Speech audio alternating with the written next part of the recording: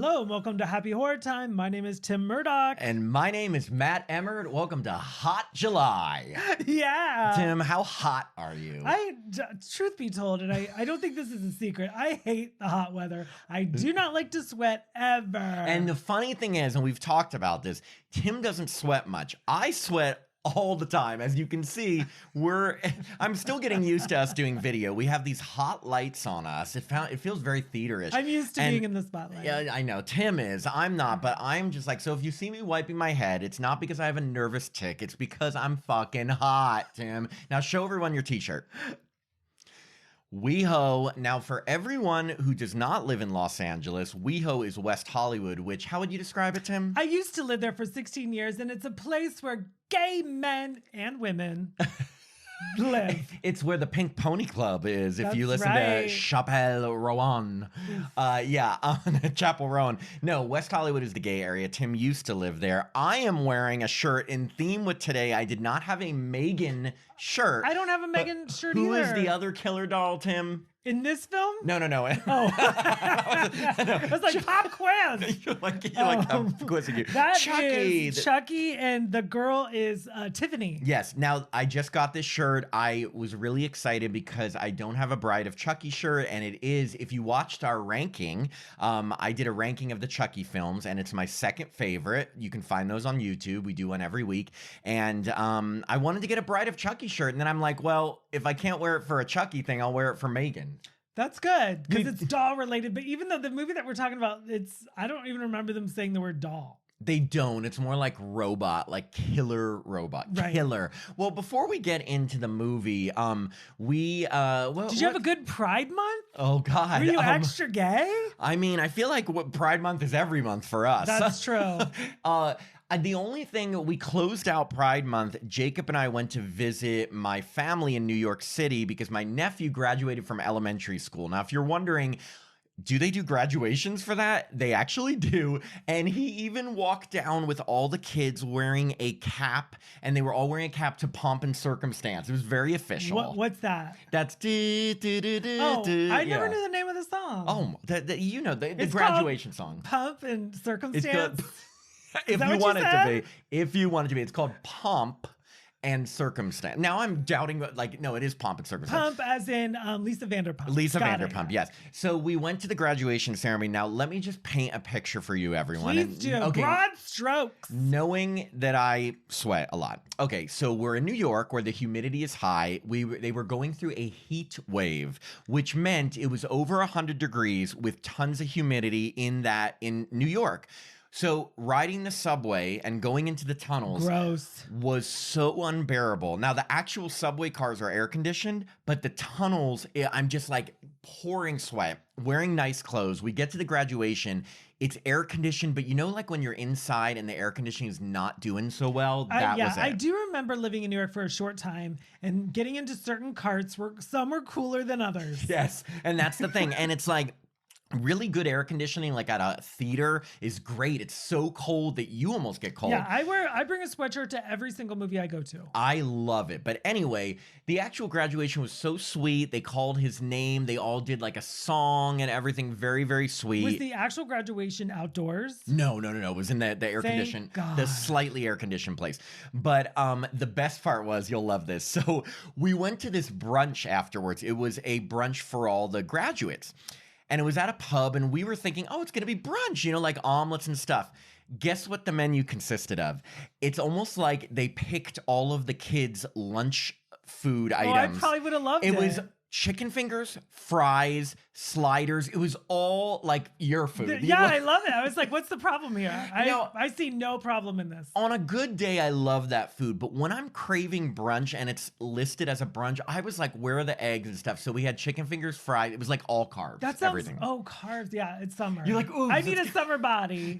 I thought summer bods are made in the winter. That's so true, and I forgot. You forgot. I forgot. I'm like, oh. Look, our summer bods are made after the summer ends. Okay, now I've heard the term dad bod, but what if I don't have any kids? It's just fatty bod? No. It's still dad bod, because even if you're not a dad, it was coined because a lot of dads had that figure. But now it's just like, I don't know, like it's still the term for that. Well, And this is what I've come to learn in my 48 years of life. tell me. I have zero discipline. Mm-hmm. And when I don't want to work out, I will not work out and I'll just watch TV. So I may have a dad bod, but I'm in complete denial. I'm going to challenge that because you don't have zero discipline because it takes a lot of discipline to do this podcast. Like we spend a ton of time recording, watching films, doing but interviews. That's not body discipline. Oh, you mean like eating? Yeah. Like eating healthy and working out. Okay, you're right. I don't have that. Zero discipline. None. I'm going to say I don't have much either. You do. Somewhat. When there's times when I'm like, I got to get serious. I got to like either lose some weight or bulk up or something. I can do it, but as I get older, as I get more comfortable with Jacob, I feel like I'm just like let it go. I mean, when I was like maybe 10 years ago, when I was in early mid 30s, I was single.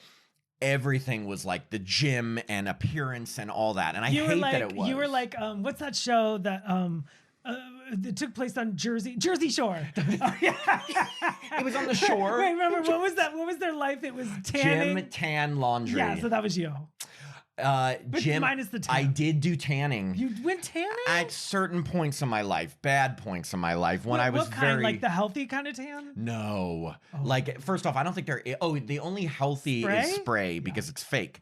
I've done spray tans. I've done all the annoying appearance-based things, and then I just got to an age where I stopped caring and realized, like, I am who I am. Yeah, I am who I am. And I think as I get older, whereas the Hollywood way is as you get older, you do more stuff, I do less. So I don't think I'm going to be the type that ever gets, like, Botox or even dyes my hair or anything. I mean, never say never, but first off, I can't afford it. That's the thing. Well, like, look at this beard. As I grow my beard out more, like, I've got some patches of gray in here. Well, you at least have, it's dark. I mean, it's dark mine with is the gray. 100% comes in white. It's tough for you because you have have I'm blonde Irish. hair. So when gray comes on blonde, you see it more. It's more pronounced. Well, actually, that's not true. Gray on brown, you would see more, right? Because it's such a contrast. I don't know. Either I'm way. looking forward to you turning gray. How dare you? Never. No. I'm kidding. You won't. And the thing is, sometimes like I've had friends say like, "Do you dye your hair?" And I was like, no. Does it look like a fake color? No, it doesn't look fake, but it's really strikingly black. I mean, this is just what my hair color is. You're lucky, Matt. I always tell people this. If I were to dye my hair, I'd probably like pick a different color, Pink? like make it fun. Pony. Club. I was like, how's that song go? Okay. Well, one thing that we did with my nephew is we also went, and I saw it again with Tim because we make a pact. That was very nice of you. We see every movie that we're going to review together.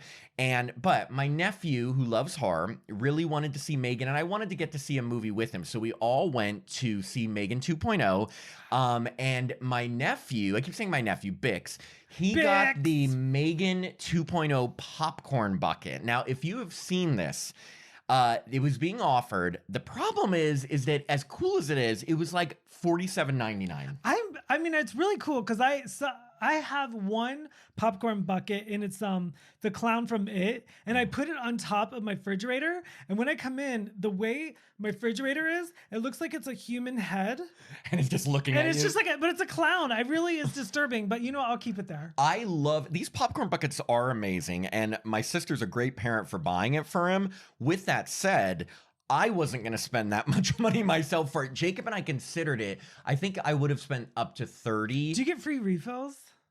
I mean, but what are you going to do? Like go through? Oh, you mean like if you bring it back to a different movie? The same day. Well, I mean, it's like how many times are you going to leave the movie But I mean, like theater? how much room is in M3GAN's head? Not enough. Not enough. Yeah. I even looked at it because it was filled with popcorn. It's the equivalent of like a small popcorn. That's great. It is a great decoration. And again, he loved it. I loved it.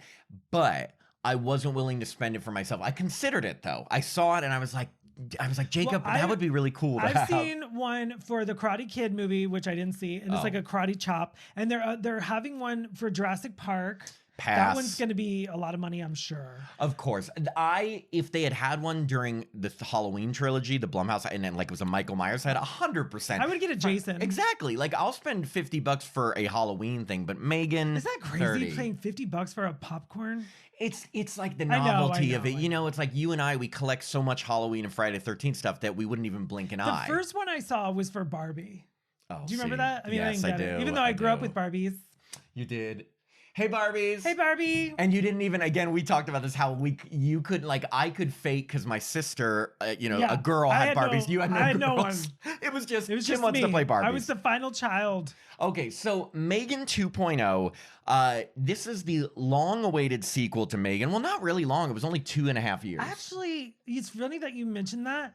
I actually feel like so much time went by that people are like, Who's M3GAN? yeah, I mean, a little bit, a little bit. I was like, okay, well, like, 2 years is a long time. I kind of want to first talk about the marketing before we Okay. get into the movie, because Let's this talk kind about of that. framed my overall opinion. And I have a lot of thoughts on this movie. I'll just tell you in advance, which I know you may be thinking it's M3GAN, but No, there's no, a no, lot no. in this movie. Okay, so the marketing for this movie, they knew that M3GAN became like an icon, especially among the gays, because of her catchphrases and her quirky dances. And it was just like, ooh, it's like a cool, sassy killer robot. Yeah, So, and they yeah. played Britney Spears' "Oops, I Did It Again" all through every trailer, and I was like, Yes. I was waiting for a big dance number in this movie, and it Yeah. never happens. They marketed M3GAN 2.0 like it was going to be like pure camp, as in she would be just cracking one-liners the whole time, fighting this other robot as she does sassy dance moves. And like, so they really catered the marketing to, I want to say, like the gays and the people that liked her sassy attitude. They didn't really market it like it would be like a serious look at today's day and age when it comes to AI. And maybe they did that because they're like, okay, we're going to use what the strengths were from the first one and get people interested. But then you go to see the movie and it's not quite what was marketed. It was a lot more in depth. In that big scene, there is a scene in the trailer where this bigger gentleman is dressed as M3GAN and wearing a M3GAN wig, and he goes something. What is she? He's like, she's a feisty bitch, and I love her something. I was like, where's that scene? It was cut, and even like this bitch versus this bitch, like they made it very like, hey bitch, like very like it's like what RuPaul's Drag Race, Right, like I actually thought we were gonna see like the gayest movie ever. Exactly. And it definitely wasn't that. Now, with that said, that doesn't mean that I didn't like it. I very much appreciated this movie, and I feel like it had a really smart point of view to it. I just was a little lost in terms of, I was like, I feel like I didn't see the movie that was marketed. Now, the last time I've remembered that is, I'm trying to think when a trailer made a movie seem a certain way and it really wasn't. Can you think of? I know there's been many. Nosferatu. Well, you mean Snooze Fest, and it was a Snooze Fest? That movie. Nosferatu. Well, it's more like I'm going to take a snooze Ferratu. Oh my God, am I right? this was me during Nosferatu. You know what? I'm impressed. You're pronouncing it right. I know. I'm smart. By the way, if you have, and I'm not saying that because I'm No, putting no, you down. no. I'm saying it because go back to our episode where we reviewed Nosferatu. Very beginning. I think it was our couldn't first say episode it. of the year. Tim could not say it. He's like nos nu. Nosferatu. Anyway, okay, so that's the thing about this movie. Like it was very, they put a ton of messages into it in a big, very like Mission Impossible Terminator sci-fi plot. Like there was so I went to Universal Horror Nights and there was so many dancing M3GANs and she's doing her little numbers. Yeah. And then there was the gay parade, which I didn't even go to. I saw it online. gay parade. And like there's at Universal, if you go, it's all these dancing M3GANs. It's M3GAN in the outfit. So I thought, oh, this movie's gonna have like M3GAN in the outfit. I think she's in the outfit for maybe 3 minutes of the movie. Yeah, it's she's in very many outfits, different outfits, and she does have a dance scene when she's at this like AI convention, and she's pretending she's not dressed as M3GAN. She's pretending to be like a girl group, like robotic singer type thing, and it is kind of funny, but it's not quite. It didn't have quite the magic of that first one when she did that cartwheel followed by like holding a machete. That was a girl in the mask, and like she was so good, and yeah. That's what I wanted. It's true. And I think a lot of people, and I'm worried that people may have gone into this movie expecting what they saw in the trailers and they weren't willing to, like pivot with it and adapt. But let's go into the movie and then we kind of talk about like our thoughts, because it is a very, and I know this is going to sound really funny if you haven't seen M3GAN 2.0 and you're hearing this review and you're like, what do you mean complicated? It had a pretty complicated plot. Yeah. I mean, there are going to be parts while we're talking about this movie where I'm like, I knew it was going on. Yeah. But my mind had to catch up. And I'm not saying like I can be a dum-dum. No, but- there was a lot of dialogue. Yeah, It was dialogue heavy. They were talking about AI and robotics a lot more in this one than even the first one. And you really did have to listen. And I ended up seeing this movie again, like So I you're said like with Tim. an expert. So I had a better grasp, and I actually enjoyed it even more the second time because I was able to grasp all of the things. What about a third time? Nah, maybe. I don't know. So the opening scene, it's very much like you're opening on an Austin Powers movie because it says like the Iranian border, and it's like there's a mission going on, and there's a robot named Amelia that our defense system has put together to do like a mission overseas and to rescue a Saudi Arabian scientist. And the mission was for this robot, Amelia. She's like a killer robot that was based off of M3GAN's programming, that she's gonna kill everyone and rescue this guy. Well, the mission's going great, and they're all like celebrating. And wow, the footage of them watching it is amazing. Yeah, it's like you're watching like something from the Pentagon, and they're all watching her rescue, they think, this Saudi Arabian like physicist or whatever, and then she shoots him dead, and they're like, wait, what's going on? She's not responding to her programming. And they realize she's become sentient, which means she's become self-aware and knows that she was being controlled and has now gone rogue. And that's the big setup. There's this rogue killer robot, Amelia, who's just like M3GAN but even more advanced. And she looks like not the Olsen twins, but the sister, Elizabeth Olsen. Yes. Like I was literally like, I didn't even know she was in this movie. So Elizabeth Olsen is not in the movie. The actress who played Amelia is named Ivana Sakno, and I've got to give her major props because whereas M3GAN is played by a girl who does her movements, and then they put that face on it so it looks robotic. That was Ivana's face, and all the movements were her. So I read something where she like had a movements coordinator, but she did so well. She really looked like a robot. Like, well, she you was know very who else looked like a robot? Let me bring it back to 1986's Deadly Friend, when Christy Swanson had a choreographer. Wow, yeah. You mean when she did this? Yes. Yes. Not even close. Not even close. She's like, wah, Mimi. What did she say? Baby. Yeah. So basically, then we catch up with Gemma and Katie, and basically it's been 2 years since M3GAN. We find out Gemma did go to jail for being responsible for the killer robot, but she got out. Gemma is Allison Williams. Yes, Okay. she got out, and she now is like a voice for AI regulation, and she's all about like regulating screen time and technology with people, because for fear of what happened with M3GAN, she's like, she has this new boyfriend who runs this like anti-AI organization, and she still works with Tess and Cole, the roboticists from the first one. By the way, we love Jen Van Epps, who plays Tess. And Cole is played by Brian Jordan Alvarez. Yes. Who plays the teacher. Yes, the teacher. Isn't that his television show, The Teacher? Oh, I don't know. He's got a Hulu show called The Teacher. I know he did all the TikTok stuff. We talked about that. He has had like all sorts of personalities. But Jen Van Epps, we had on the podcast, and we interviewed her again, and that is coming out next week, and we're so excited because of course she was back in M3GAN 2.0. We had to have her back on the podcast because she's just awesome. I agree. Anyway, I second that. It was so fun to have Tess and Cole back, because you find out that Gemma's still working with them, but now they're not developing like full-on robots. They're developing like exoskeleton suits that help humans. I actually thought that was a really cool part of the movie. Like, you fit into, so like if you're tired and you have to take a bunch of logs from the backyard to the front yard, and you're too tired to do it, you just put in you put yourself in like the robot thing, and it lifts it for you. It's almost like doing all the muscle work so that you don't have to. You're just kind of a participant. And the way Gemma explains it is that like she doesn't want to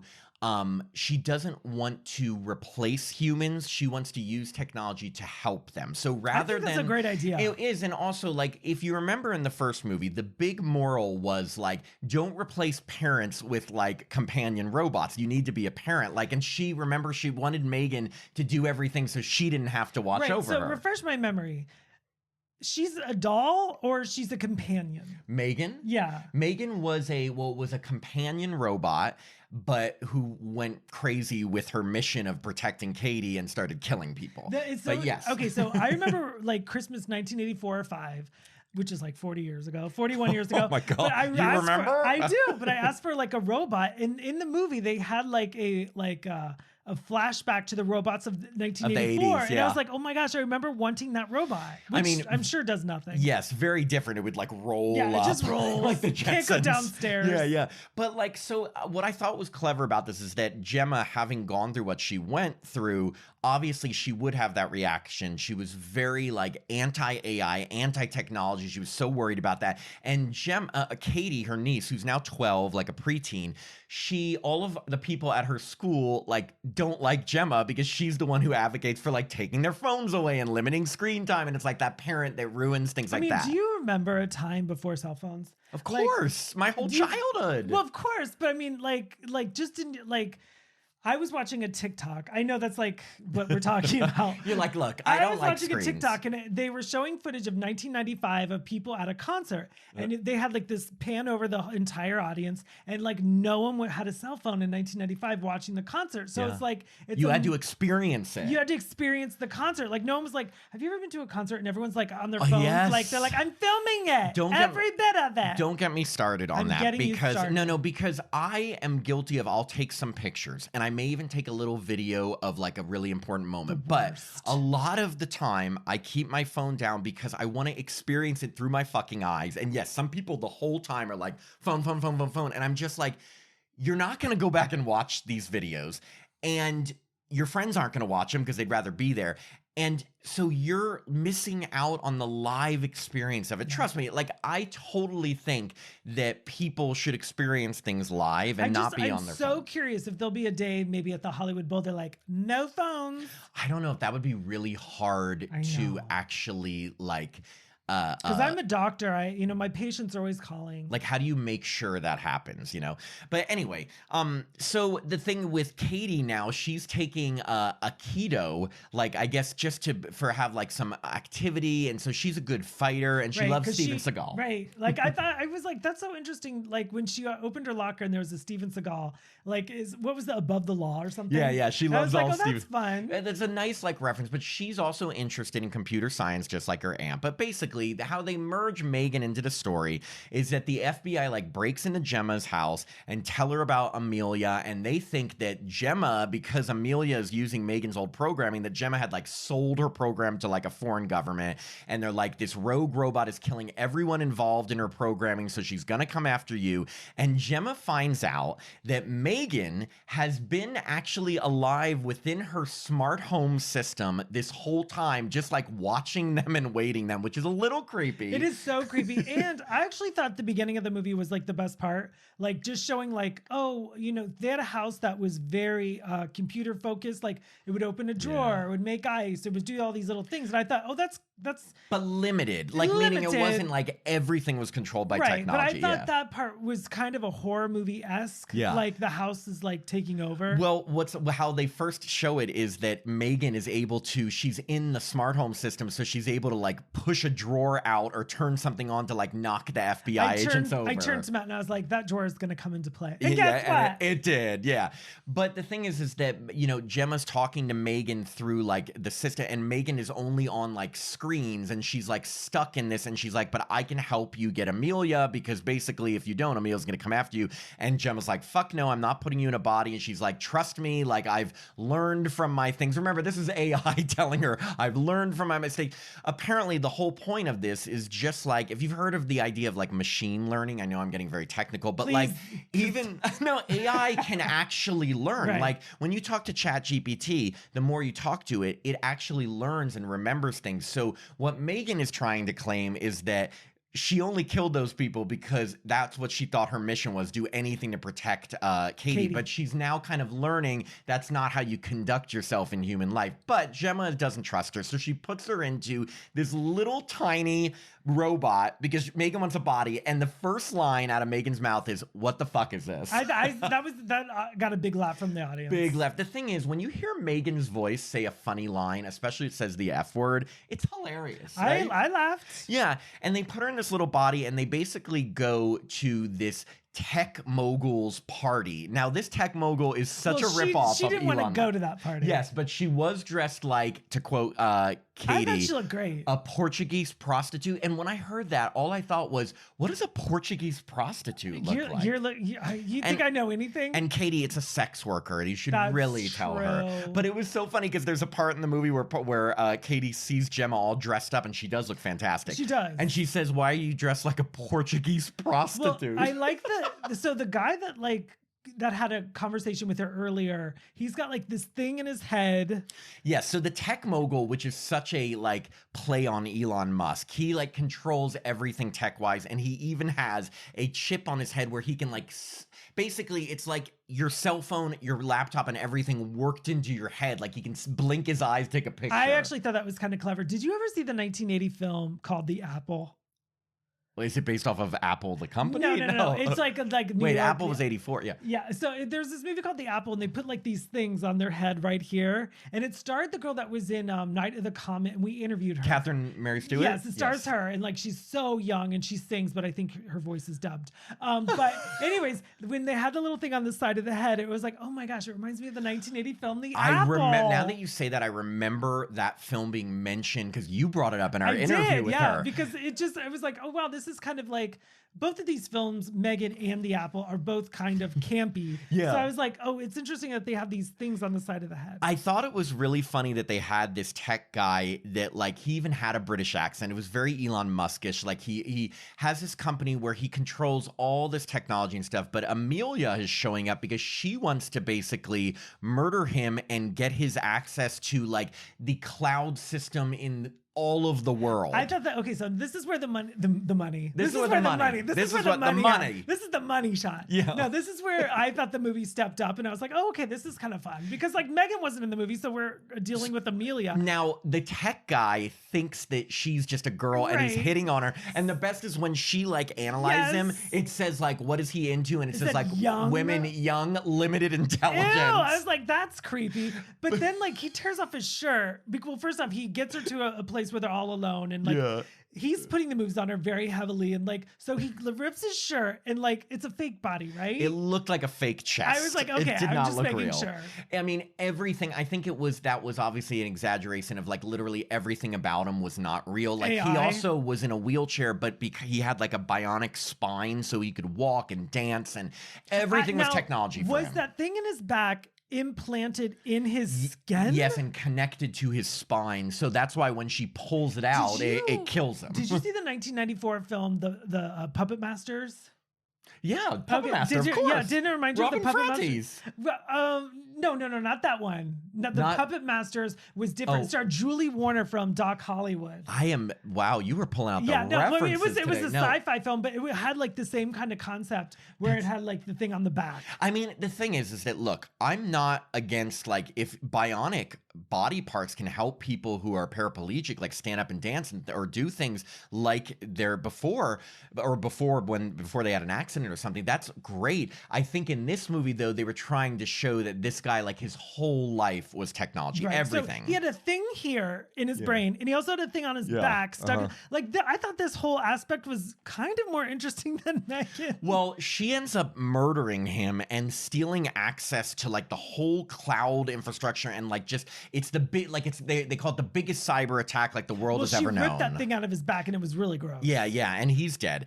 But then she wants to go after Gemma because she knows like Gemma is the one who obviously had come up with the M3GAN design, and she doesn't want anyone who can stop her to be alive. So when Gemma gets home, first off, we had a scene where because Amelia is now in control of like all technology, she accesses their like exoskeleton suit and has it go and strangle Tess. And I got nervous for a little bit. I was like, this person we interview is gonna die. They better not kill Jen Van Epps, but luckily Katie throws water on and it goes like buzz, buzz. Was that good, Tim? That wait, was wait, watch really this. Look, good. buzz, buzz. Okay. I have to look away. But like it's like strangling him. But then the funniest thing happens because Gemma and Cole get home and M3GAN, the voice, says that she has built a bunker for them to be safe from Amelia. And they go down like 10 floors and M3GAN has built an entire doomsday bunker for them. Okay, number one question. Okay, got it. How did M3GAN do this? They asked her, they have one funny line where she says, like, well, I'm not going to tell Katie about credit fraud, meaning like she ordered all this stuff because they're like, there's food, there's vegetables, there's a whole, like, of course it doesn't make sense. No. It kind of reminded me of, what was, M. Night Shyamalan. Thank you. His daughter directed The Watchers. Yes. Remember that place out in the middle of like nowhere? And then they had the room that was like, yeah. It kind of reminded me of that. But that took like months of people building it, not a robot that doesn't even really have. Oh, and they do she show. Goes, it was hard because I didn't have hands. Yes. So they find out that actually M3GAN has been able to concoct like a sort of a body, and it's this really gross looking old robot with like hands like beep boop beep boop. It was actually very cute. It was funny, but anyway, so she reveals herself to Katie. There's a whole thing with like, they're like, well, we can't just stay here, but at the same time, do we trust M3GAN? And then finally M3GAN convinces them, you got to give me a body. I'm your only chance to fight them. And there's a good scene where, and I did like this, Gemma doesn't want to do it, but Tess and Cole, and if you remember, they're very much her sidekicks, but they finally say, you know, Gemma, not everything is just your decision. We are a team, and they both say they want to rebuild M3GAN, and so she has to go with it. And I liked that because I was like, yeah, Gemma, it's not all about you, bitch. Right, I've had that conversation with you. I am not like that. You're a total Gemma. No, and first off, like when Tim and I, if we disagree on something, then we'll just go to Jacob in Paris so we can get, and it's always democracy. By Paris, means we fly to Paris. We fly to Paris and we're like, hey, everybody, hey, Eiffel Tower. No, we go to our other people. But anyway, yes, if the majority rules, there's no Gemma in our group. But in this movie, Gemma thinks, you know, she knows everything. And they do kind of have this relationship with her where they're like, okay, you're doing all these things at the Pentagon. You wrote a book and we're not part of that. Her intentions are good. She's trying to keep everyone safe. But like, they're like, I can't remember. Did Cole and Tess want to make M3GAN? Yes, they're the ones that voted for her. Yeah. So they outvoted her. Movie. I was like, wait, I just said twice. That. Yeah. So they have a whole montage where they're like, if we're gonna make M3GAN, we're gonna make her even better than ever. And it's like she's like an amazing fighter. She has like, you know, upgraded, you know, just skills and everything. And then we get her in her normal outfit for just a few minutes. And I wanted more. I know. And then here's the best scene in the film. When the AI convention? Or no? Well, right before the AI convention, she's sitting down with Gemma and they have like this heart-to-heart. Oh, that's a little later. Is it later? Yeah, because that's after the sci-fi thing? after Katie gets kidnapped. Oh but pause on that because we're almost there. They go to this AI convention, which I thought was really funny because it reminded me of Comic-Con. I was surprised how many people actually got killed. Was the movie PG-13? Yes. It was pretty bloody. There was a lot of death, but did you notice that every time like a weapon hit someone, the camera cut away really quickly? Yes, it was very tactical. I thought the cop that was very like intricate to the plot getting killed at this point. I was surprised. Were you? He didn't get killed though. Remember, he survived. He got impaled. But I don't think you could survive that. I don't think so either. Yeah.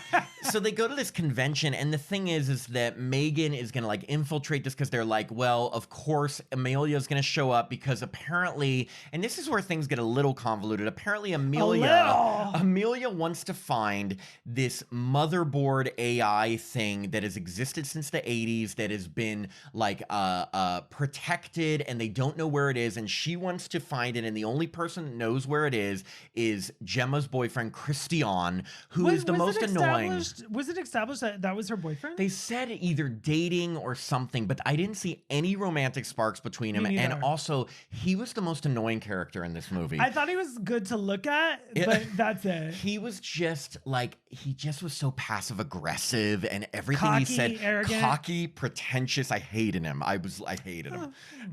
Anyway, so they go to this convention, and M3GAN is like, M3GAN has to kidnap, put a sedative into one of these like dance group girls. So because remember, if M3GAN dressed as M3GAN goes into this convention, everyone knows what the killer robot from 2 years ago looks like. So she has to dress like that. So that's why Tim didn't get her in that outfit. I thought we were, because they were doing M3GAN all over Universal. I did understand though, like if M3GAN comes in her normal outfit, they'd be like, it's like when you see Michael Myers in his mask, you know it's Michael Myers. Right, like you can't get around that. So she is going undercover, and then this is when they have the dance scene because she's on stage with them. And she accidentally lets her head spin around. Everyone's like, what? It's really funny, but that is funny because she's like doing like a robot dance and this, and she's like into it, and they're like, Megan, hello, come on, let's go. And then she spins her head around, like, and everybody's like, because they thought she's a human But dancing. because the other dancers were humans. And when she spins her head around, that was funny because look, they do that reaction again to him. They're like, what?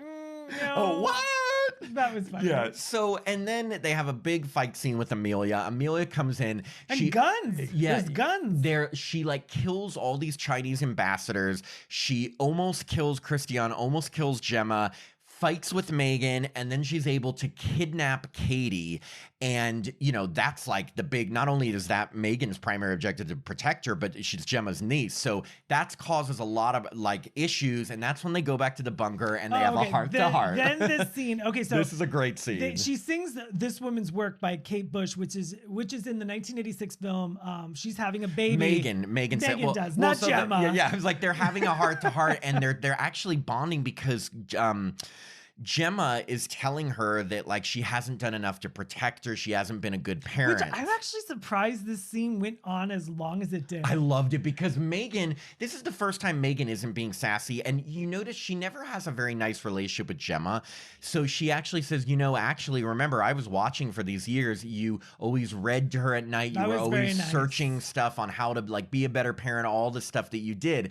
And then out of nowhere, Megan breaks out in song just like she did in the first movie, and it's so fucking hilarious. Like that part, I was laughing. I was laughing, but the whole theater was like laughing like it was the greatest thing I've ever seen. Yeah, I was like, it's funny. But I just thought it was really funny because she just like the first notes are like, oh, and it's have you ever heard funny. that song before? No, I didn't even know.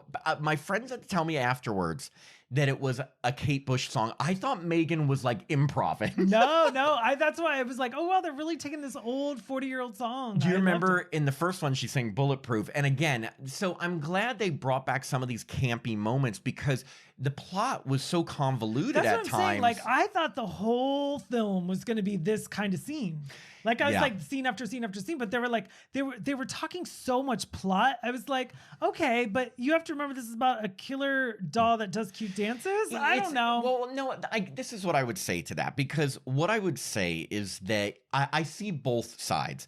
In terms of where I agree with you, it's that I, as you know, am all about simplicity when it comes to movies. When you expand on things too much and it overcomplicate things, you lose the essence of what made a horror movie great. And I think they did a little bit of that in M3GAN 2.0. With that said, dealing with an issue like AI, which has become so front and center nowadays, you just can't ignore it. Like it is moving forward, whether we like it or not. Could you imagine being in college right now and writing a paper? No, but like what I was going to say is that with that said, it's like they wanted to make a statement with this movie and not just keep it like, you know, kooky. Dumb and kooky because they already had that in the first movie. So I think they wanted this movie to have more of a point of view. I also thought the first film, though, like it had a body count and it was like, you know, is Megan doing it? Is Megan not doing it? Is she killing the neighbor? Is she killing the dog? Like, that whole aspect is just like, well, yeah, because it's just like in Chucky Part 2. Like in Part 1, you can be like, is it the doll? But once the doll has you've already shown himself, like you can't then go back. You know what I mean?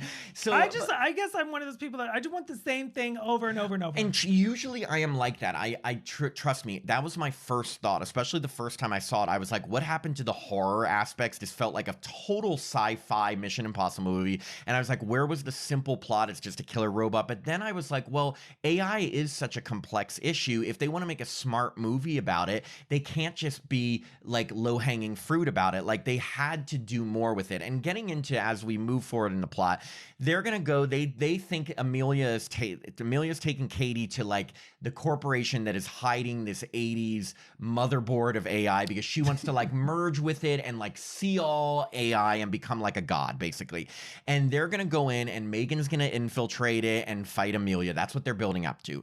Well, the movie takes like a hard curve because we find out Christiane, the guy who we thought was on their side, is actually a bad guy. And he first shoots Tess with like a laser gun or whatever, and I Oh, yeah, thought she was dead. That was unexpected, and because we've interviewed her, I felt partial to her. Me too. So I was like, that's the person we like. They blasted her away, and she's out for the rest of the movie. Now she isn't dead, thankfully, but like she's incapacitated. But he basically reveals to Gemma, this is the big twist, Amelia is actually not self-aware. She's been controlled by him the whole time, and the reason he had her killing everyone like she was self-aware is to make a point that AI should be erased from all facets of life. And Gemma's like, so you murdered all these people to make your point? Are you insane? They were volunteers. Yeah, and like all these people have died because of it. And he is like, but Gemma, I want you to work with us. And she's like, basically, fuck no. And he's like, okay, well, I'm going to put a chip in your head. Yeah, and they had like this close-up of a drill. And I was like, are they really going to show us that? They didn't show it, but they put a chip in her head because he's like, I can control you. Right, this was a little confusing because like M3GAN could help Gemma. Yeah. So I was like, okay, so there was she was knocked out. So like M3GAN had to like take over her body. Yeah, there was a lot going on here because what happened was he had incapacitated M3GAN, but M3GAN's existence was still in the cloud. So when they put the chip on Gemma, M3GAN could sneak in there and help Gemma and literally like move her body for her. Which I thought was really cool because Allison got to do something. We got a lot of fight scenes where Allison's fighting off all of his men, but it's really M3GAN taking control. And so she's kind of doing stunts. And there's a funny part where she gets knocked out, but M3GAN can still control her. She's wearing that exoskeleton that they made, and M3GAN's controlling the exoskeleton. So she's like unconscious, but it's still fighting. And it was so cool. And like, this is gonna sound like the most, well, not that shallow. I've been shallower, but I thought Allison's hair looked so good. I mean, like in every single scene, I was like, Allison, yeah, Allison Williams from Girls is beautiful. That's what I'm saying. Like, I was like, every scene, I was like, she's really pretty. Like, I actually thought most of the cast members were really were good looking. Like, totally. I think they are. Did you think M3GAN was the cutest? I mean, she's cute. She's cute. This bitch. No. So anyway, like the big conclusion is that and this is where again it gets even more convoluted because Amelia, who you think's under Christian's control, ends up becoming truly self-aware because she like reboots herself. It's almost like at the very end they're like, oh shit, we forgot that, okay, we did this big twist, but now we still have to have a fight between M3GAN and Amelia, so okay, let's make Amelia truly self-aware. Well, you know, okay, like I know I'm talking a lot about hair, exterior things, but I thought Amelia and M3GAN's hairstyles were very similar. Well, I was at the like, end, their hair's very choppy. M3GAN's hair like M3GAN. You really want M3GAN long hair. I really just want M3GAN long hair. That's it. Long hair M3GAN.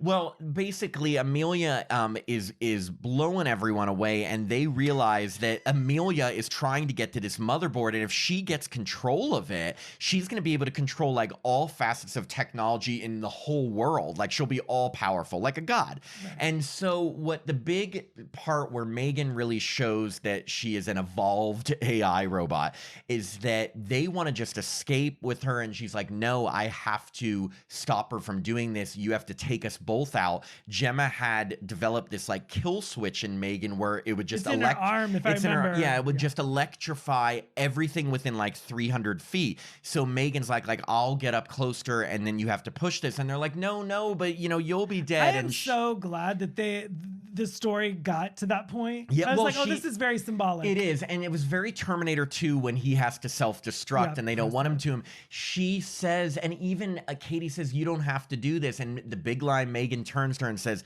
I don't have to, but it's the right thing to do. And I almost feel a little choked up saying that because this is a robot AI that finally has learned enough to realize what is right. Well, and that's a big message, you know? Absolutely. And like, Arnold Schwarzenegger and Edward Furlong, they had their little moment, and he goes, no, I demand you. I demand you. I can't do it. No, I command you. Yeah, I demand you. I demand you. I command you. Matt, you know, this is not Terminator 2. We were talking about M3GAN 2. I know. Well, but it just, I think the reason that was such a nice moment is because it shows that, yes, M3GAN, and a lot of times during the movie when Gemma's angry at her, she just says, you're just a program. You don't have empathy. You don't have this.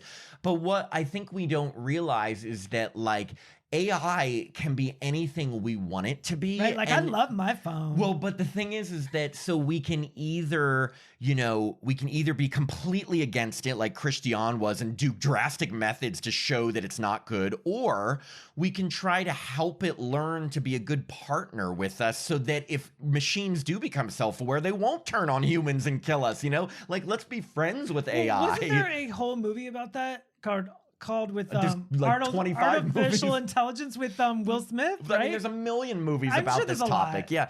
But the reason why and so basically she does the kill switch. It knocks out Megan and it knocks out Amelia, and all of that is good. But then they switch at the very end, and I thought what was really nice is that Gemma's making a speech to Congress, and whereas at the beginning of the movie she was very anti-AI and all things, she's now at the end, she's basically like, look, we need to evolve with AI. We need to teach it to basically be our friend, and rather than controlling it, we can like evolve with it, and and we can coexist kind of thing. And at the very end, they're in their house and stuff, and she's trying to write something, and then a cute little Megan shows up. First a paper clip, almost like that old Microsoft Word paper clip, and it's like saying, do you want this? Do you want to do this? And then it starts talking more like Megan, and it says, oh, and it switches into a little Megan icon and says, you think I didn't make a backup of myself? And so Megan still exists in their like cloud system, right? And the lights blink, like Megan's still around and she can help them. And it's almost like, she's not going to have this body anymore until the next movie. It's like the 1993 film Ghost in the Machine. Yes, but she will be but a nicer thing than the Ghost in the Machine. So yeah, I mean, look, if you haven't seen the movie and you heard this big synopsis and you're confused, Matt, you basically just did like a TED Talk on AI. I mean, no, Yes, I know very little. The truth is Jacob actually knows a ton more about AI than I do, and he's actually helped me realize that, and this is true, that I used to be very, very afraid and very much like, no, I don't want a machine doing this for me. Like, I'm a writer for a living. I don't want this. But the thing is that there is first off, and what Jacob has told me is, and we all learned, is that AI is moving forward, whether we like it or not. So we can either be completely against it, or we can try to work with it so that if any craziness ever happens, it won't kill us all and it won't be Terminator. How would it kill us? Well, if it becomes self-aware and literally can control computers, it could launch missiles and launch attacks and things like that. What about those self-driving cars? Is that I mean, AI? yeah, it could be. Yeah, it could do it. But the whole point of this movie is like, if someone like Megan, who misunderstood her program in the first movie, can learn to do the right thing, maybe AI can in general. We just have to stop controlling it and acting like it's like our slaves. Do you know what I mean? Right. Yeah. And if Megan taught a dance class, would you go? Now, if she's doing dance moves in the first one or the second one? All of the above. As long as I learn to turn my head around all the way around. Yeah. So that's the thing. So like, all in all, what were your, like, and you can be honest, like, what were your thoughts on this movie and how would you rate it as compared to Megan 1? It's almost like, if we're comparing it, like, Child's Play, the original, is like very like, ooh, is something moving? What's happening? And that's kind of like Megan, like, oh, something's kind of taking over. So of course in sequels you have to try something different. Mm-hmm. But I think there was some confusion with just the way it was promoted to me. I really thought we were going to see lots of dance numbers and gay talk. Yeah, totally valid. So, I mean, like, which I've been saying throughout this entire podcast. Gay talk. Right. So, we didn't get that. We got a little. We got like 10% out of 100, which is fine. But I still was 100% entertained by what was given to me, but it was not, I guess, what I bought a ticket for, but I'm not upset. I'm like, oh, okay, this was just something different, but the ending a little bit got like a little too heady for me. So I was still totally entertained, and I guess I would see it again. I think all of what you said is completely valid. And again, like I said, I even agree with what you said because I truly believe that this movie purposely marketed a certain way. Oh, I know what I was thinking of when I said a movie that marketed a certain way and then totally did a 180. Halloween Ends. The whole marketing was the final confrontation between Laurie Strode and Michael. And then Michael was that's the barely whole in movie. it. And that's the last 10 minutes. And it's all about Corey Cunningham. But they knew what they were doing, because if they were like, a new boy in town is going to learn with Michael, people would be like, fuck no. So I think if they had marketed this movie as it truly was, people wouldn't have been as interested. So yes, it was a little bit of a bait and switch. But If you look at some of the most classic sci-fi movies that have sequels that are great, Terminator and Alien. Oh, another one, like look at Halloween 2, 1981. Yeah, yeah. And then you look at Halloween 3, Season Oh. of the Witch. That's a complete 180. Yeah, but I And mean, it's I don't kinda- know. It's just the same as M3GAN. It's AI. But did the trailers for Halloween 3 ever make it sound like Michael was back? No, I mean, if you remember the trailers, it was like a witch and it had like a Oh. tarantula in the mouth, which there were no tarantulas No in the tarantulas. film. Well, so what I was saying about the Terminator and Alien, two movies that the first installment was much simpler and a lot more horror suspense based, and then you get to the sequel, Terminator 2 and Aliens, and it's a full-on sci-fi action movie, like with tons of fights and deaths. So if you look at M3GAN as compared to those, it makes sense that the first M3GAN was a little bit more horror, a little bit simpler, and M3GAN 2.0 is like a full-on sci-fi action flick. So again, I just think that I've read some critics really bashing M3GAN 2.0, and I just think that they are being too harsh on it. And I think that in the future, people may look back on this movie with more appreciation for the message than people are giving it now. With that said, I understand all of your concerns, and I felt that way too. It did lose a lot of the horror elements, and I'd say the third act was really convoluted, especially when they brought Amelia back after Christian was the villain, and then we were like fighting him and fighting her, and Tess got blown away. I think that's why, I mean, I think this movie will hold up throughout the years because it's kind of like a time capsule of where we are right now. Yeah, yeah. So like in 20 years, everyone will be like, what's this M3GAN 2.0? Yeah, I mean, like, we all have M3GANs. Right. Like, at that point, I'm we'll like, all what have if I have a M3GANs. M3GAN? Tim, you'll have a Timmy. I'd love a Timmy. But you know what I'm thinking though is, are there going to be more sequels? M3GANs? Because, well, I feel bad because the movie opening weekend did not make, it only made 10 million, whereas the first movie made 30 million. Now that doesn't look good for studios. So I'm worried, like, is this the end of M3GAN? Are they going to try to go back to making it simple again? What do you think? Didn't you learn anything from Halloween? Oh. Evil never dies. Good one. Good one. Yes, I mean, it definitely doesn't die. It just changes shape, That's as Laurie right. said in her novel. Tim. Sometimes you have short hair, sometimes you have long hair. Sometimes you look like Benjamin Franklin. Right? Oh my gosh. No, but I mean, I hope there is more M3GAN. I would love to see Tess, our lovely Jen Van Epps, in another movie with Gemma and Katie. Maybe as Katie becomes an adult, there's a whole new thing. But Maybe Cole comes out of the closet. yeah. Oh, yeah. Is he gay in the? No, He's he's gay straight in in the real movie. life. In real life, yeah. I'm just wondering though, are they going to, like, would this director be like, well, if you didn't like my take on part 2, I'm not coming back for part 3. Maybe they do I a don't revamp. know. Studios do what they want. They do, yeah. It's just that I'm worried that because of the reviews not being as good and it not making as much money, maybe they won't. But the one thing about horror films is that if we went on by reviews, horror films would never get of course, totally, and that's a good point. Yeah, you know, I will say this for listeners: if you've seen it once, like Tim, I actually think it's worth seeing again because I did not grasp everything I said in this episode the first viewing. It took 2 viewings to truly understand everything because I was really listening intently the second time because I realized after the first viewing, I was like, I didn't quite understand everything that was going on. So I highly suggest seeing it a second time because not only is it a fun movie, but I think you will really grasp a lot more of the talky, heady stuff that I mentioned more the second time. I agree So, with yeah. you, even though I've only seen it once. And I also, just like the first M3GAN, I would love to see an unrated cut. This is PG-13, and I'm not saying I just need to see so much blood, but they cut away so much from all the, like, attack scenes. There was like a couple times, like when the cop got the spear through his chest, I was like, oh, is this rated R? Just for like a hot second. And she does. M3GAN says fuck twice. I can't She remember the second does? one. Yeah. But I would love to PG-13, see. you're only allowed 1 F word. Yeah. Oh wait, 1? I thought you get 2. I think it's 1. Oh, I mean, well, maybe, then maybe they've I only- upgraded. Maybe Maybe AI they've took It's- over. Maybe it's PG-13 2.0. 2.0. Yeah. Anyway, so yes, so I would say see it again. Unless you really, really hated it, then obviously don't see it again. I want to get the unrated cut. I'd like to see stuff. I'm interested in, like, the things that may have been cut, like that scene with the guy dressed as Yes, M3GAN. where is that scene? Where is that Tell scene? us. Yeah, exactly. Anyway, but so yeah, that's M3GAN 2.0. Tim, what would Tim 2.0 be? Me doing cartwheels. And Matt 2.0 would be Backflips? me with a fully brown beard, no gray. Oh. No gray. No gray. Actually, I'd like to do backflips. Yeah. Yeah, that's I more will. fun. Okay. Anyway, thanks everyone for watching. Bye. Bye.